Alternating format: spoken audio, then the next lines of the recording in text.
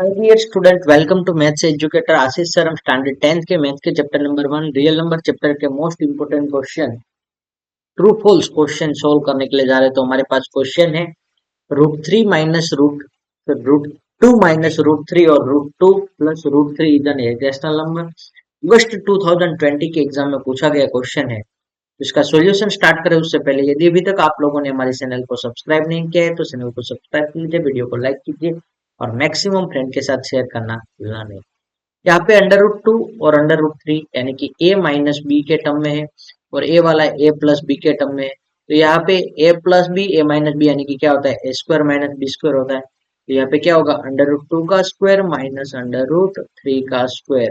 तो यहाँ पे स्क्वायर स्क्वायर रूट कैंसिल हो जाएगा, यहाँ पे स्क्वायर स्क्वायर रूट कैंसिल हो जाएगा। तो यहाँ पे ऊपर क्या नीचे क्या बचेगा 2 - 3 मेरे ख्याल से क्या आंसर आता है बोलो 1।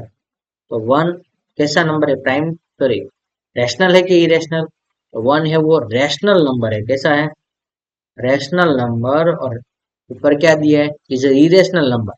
तो स्टेटमेंट आपका क्या होगा फॉल्स हो जाएगा क्योंकि ये रैशनल नंबर है बट यहाँ पे दिया हुआ इरेशनल नंबर है। Thank you student watching for my videos. Have a nice day.